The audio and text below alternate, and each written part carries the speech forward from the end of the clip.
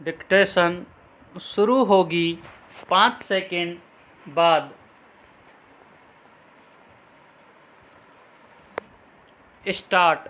संविधान में आरक्षण की व्यवस्था समाज में सामाजिक न्याय स्थापित करते हुए समाज एवं प्रशासन में सभी जातियों की समान सहभागिता बढ़ाने के उद्देश्य से की गई थी, परंतु वोटों के लालच में कोई भी राजनीतिक दल जातिगत सोच से ऊपर नहीं उठ सका तथा सामाजिक समानता प्राप्त करने का अस्त्र आरक्षण सामाजिक वैमनस्य का माध्यम बन गया।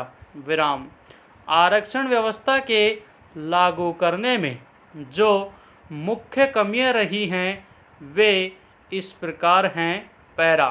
संविधान में आरक्षण के प्रावधान के साथ साथ समाज सुधारकों, राजनेताओं एवं सरकारों को जातिगत सोच से ऊपर उठकर अस्पृश्यता, जातिगत भेदभाव को समाप्त करने का सामाजिक आंदोलन चलाने की आवश्यकता थी, किंतु ऐसा न होकर राजनीतिक दलों ने जातिगत समीकरणों के आधार पर संसद, विधानसभा एवं पंचायती राज संस्थाओं के लिए उम्मीदवार खड़े किए और वोट मांगे।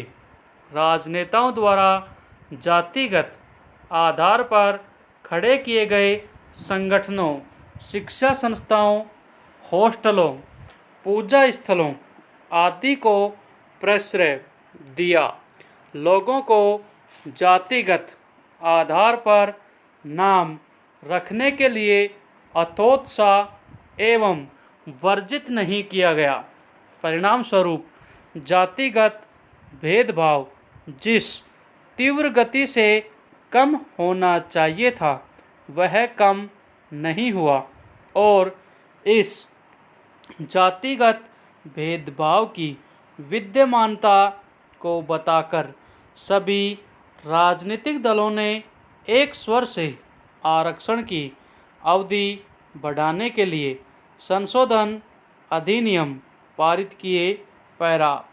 आरक्षण का उद्देश्य कमजोर जातियों को ऊपर उठाना था, किंतु आरक्षण का लाभ एक जाति के कुल ही संपन्न परिवारों को अधिक मिला जो शैक्षणिक एवं आर्थिक दृष्टि से अधिक संपन्न थे।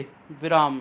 एक ही परिवार के अनेक लोगों को पीढ़ी दर पीढ़ी आरक्षण का लाभ जागीर की तरह मिला, किंतु उसी जाति के अन्य जरूरतमंद लोग वंचित रह गए। विराम। इस प्रकार आरक्षण में सुविधाओं का चंद लोगों में केंद्रीयकरण हो गया तथा जाति विशेष का अपेक्षित उन्नयन नहीं हो पाया। पैरा। दरअसल असमानता और असम्मिति का भेद ध्यान में रखना जरूरी है। विराम। असम्मिति को मिटाने का अर्थ है आर्थिक, प्रशासनिक पिरामिड की हर ऊंचाई पर पिछड़े समूहों को आनुपातिक प्रतिनिधित्व दिलाना, लेकिन सभी जातियों के 90% लोगों का जीवन दूसरी तरफ की विषमताओं से अभिशप्त है। विराम। वस्तुतः इस विषमता को मिटाना ही देश की सबसे बड़ी चुनौती थी, लेकिन पिछड़ों के नेतृत्व ने अपनी जातियों और देश के तमाम दरिद्रतम लोगों की मूल समस्या को नज़रअंदाज कर असमिति के विरुद्ध अपनी स्वार्थपूर्ण टकराहट को भी सामाजिक न्याय के संघर्ष के रूप में प्रस्तुत किया। विराम। सामाजिक न्याय का वास्तविक उद्देश्य तो पूरी अर्थव्यवस्था के पिरामिडनुमा की बजाय समतामूलक बनाने से ही पूरा हो सकता है, ताकि लोगों के जीवन की स्थितियों में कम से कम अंतर रहे। विराम। पिछड़ों और दलितों के गिने चुने लोगों के अभिजात वर्गों में भर्ती हो जाने से आधारभूत सुधार नहीं हो सकता। विराम।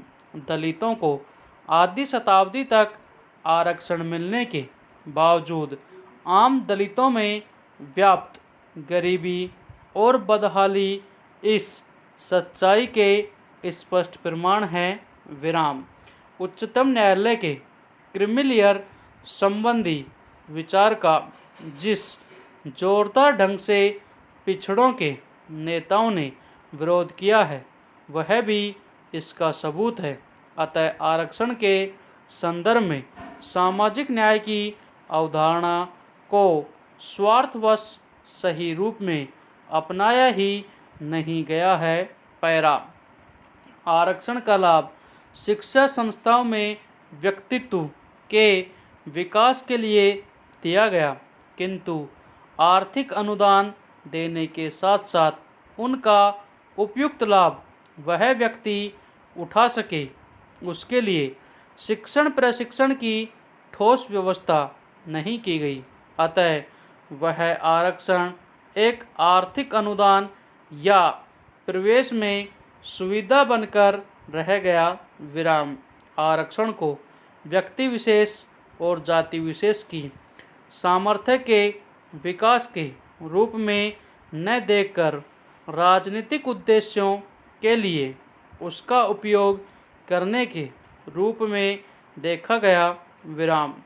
परिणाम स्वरूप राजनेताओं ने अन्य अनारक्षित जातियों के प्रति सहज संवेदनशीलता के लिए उसका उपयोग करने के रूप में देखा गया। विराम। परिणाम स्वरूप राजनेताओं ने अन्य अनारक्षित जातियों के प्रति सहज संवेदनशीलता पैदा करने के बजाय उनके प्रति विद्वेष पैदा करने का कार्य किया।